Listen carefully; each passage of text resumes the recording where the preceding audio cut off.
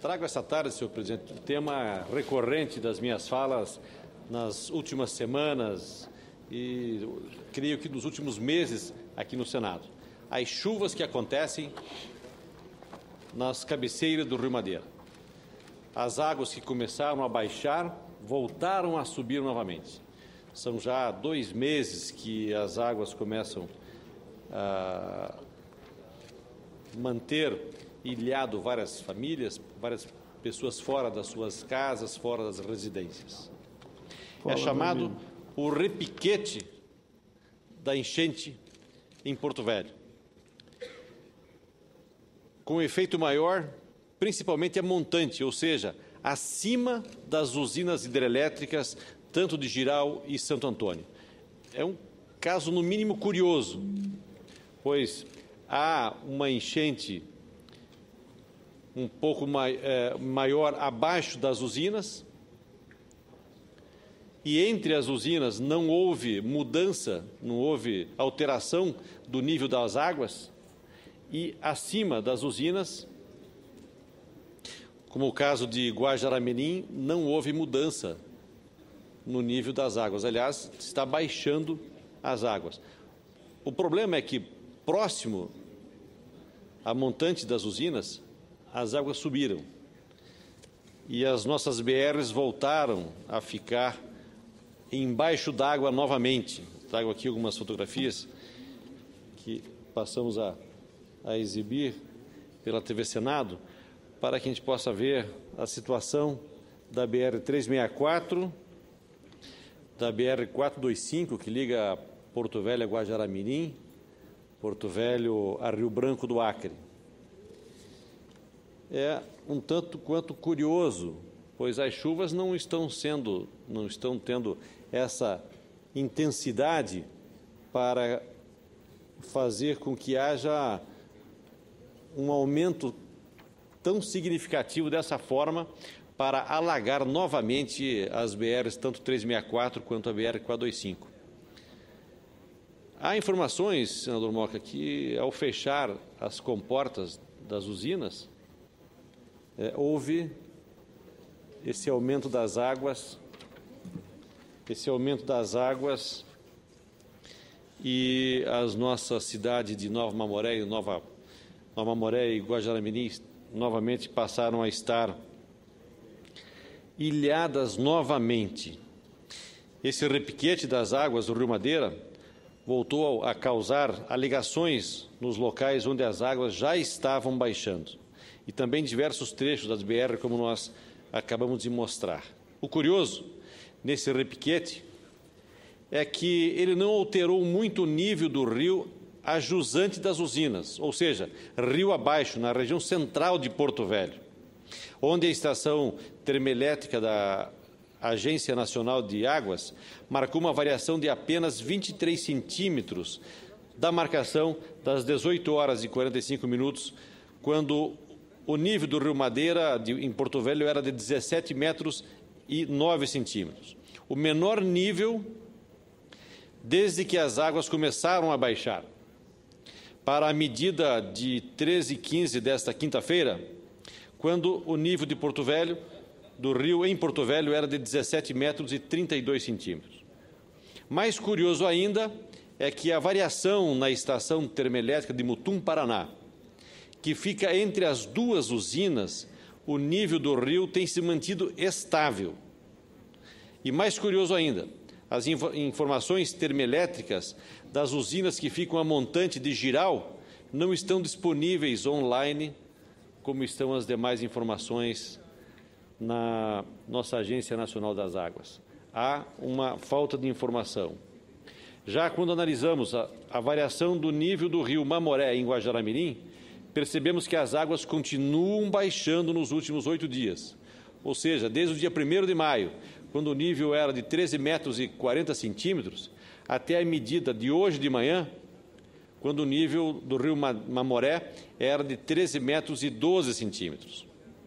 Ora, mesmo sem ser hidrólogo, podemos constatar que não são apenas as chuvas da Bolívia que estão causando as alagações nas comunidades de Jaci, Paraná, na Ponta do Abunã e em alguns trechos das nossas BRs.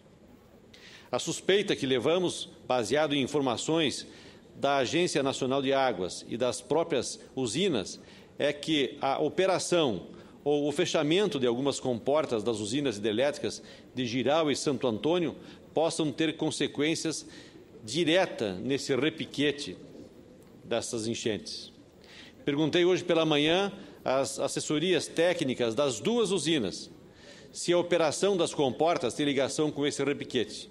E ambas me comunicaram que operam dentro da dinâmica do rio e de acordo com as autorizações da ANA e da ONS, que é o operador nacional do sistema elétrico, e que não teria uma relação direta.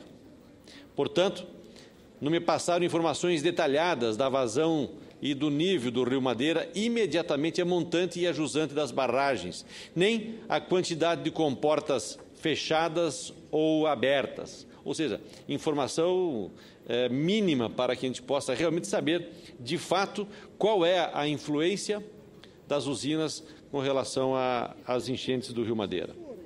Diante dessa situação, o que a comunidade de Porto Velho e toda a sociedade rondoniense quer é um pouco mais de transparência na operação dessas comportas e do real impacto que as barragens e o seu lago causaram nessa enchente. Uma coisa que já sabemos é que a elevação do talude da BR-364 foi subdimensionada, visto que vários trechos ficaram debaixo das águas por mais de 2 meses, tiveram uma pequena baixa e voltaram a ficar abaixo das águas novamente. Agora, teremos que reconstruir a rodovia, elevando pelo menos 2 metros o talude da BR-364.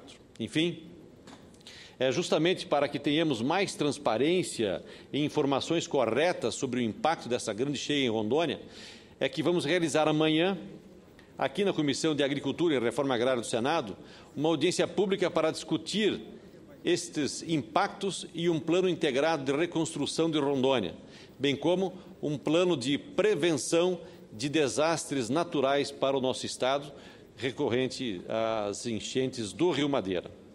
A audiência contará com a participação de representantes do Ministério da Integração Nacional, do Ministério do Desenvolvimento Agrário, do Ministério da Agricultura, Pecuária e Abastecimento, do Ministério da Pesca e Aquicultura, do Ministério do Desenvolvimento Social e Combate à Fome, do Departamento Nacional de Infraestrutura e Transporte, do DENIT, da Secretaria de Estado de Agricultura e Pecuária de Rondônia e da Secretaria de Estado de Ação Social de Rondônia, a Defesa Civil do Estado de Rondônia e a Defesa Civil dos municípios de Porto Velho, Guajará-Mirim e Nova Mamoré.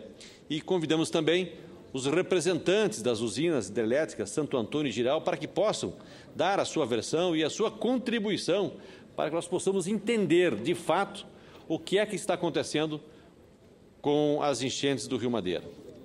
Os representantes de setores organizados da sociedade, previamente inscritos, poderão se manifestar sobre o tema, poderão se inscrever e fazer as suas perguntas através da TV Senado, que vai ser transmitido pela Rádio Senado também, com a possibilidade de participar ao vivo pelo Alô Senado, telefone 0800 61 2211 ou pelo Twitter @AlôSenado. O que nós queremos debater e discutir é como é que nós vamos unir os ministérios com o governo do Estado e as prefeituras municipais na reconstrução do Estado de Rondônia nessas áreas atingidas. Não só em Porto Velho, mas também em Nova Mamoré, em Guajará-Mirim, Rolim de Moura, em Costa Marques, em Cacoal, em Ji-Paraná. Várias cidades estão sofrendo com as cheias, com as chuvas da Amazônia. Então, nós vamos debater esse tema amanhã. Convidamos a população de Rondônia para que possa participar, mandar as suas perguntas, as suas dúvidas. Podem fazê-lo através do telefone 0800 61 2211 da TV Senado, para que a gente possa debater, discutir e chegar a uma conclusão também, senhor presidente. Qual é a influência verdadeiramente que tem a construção das usinas com relação às enchentes do Rio Madeira? É muito estranho que, nesse momento, esteja novamente acontecendo uma enchente sob sobre as BRs, tanto 364 quanto a BR 425. Não é muito explicável, somente as chuvas. Não são as chuvas. E o que é mais importante e interessante, entre as duas usinas não houve alteração alguma com relação ao nível das águas. Somente antes das usinas, ou seja, exatamente próximo à BR 425 e BR 364, que houve um aumento grande das águas e voltaram a ficar isoladas as cidades de Guajará-Mirim e Nova Maré. Portanto, amanhã nós voltaremos a debater esse tema à tarde na Comissão de Agricultura e Reforma Agrária. Muito obrigado.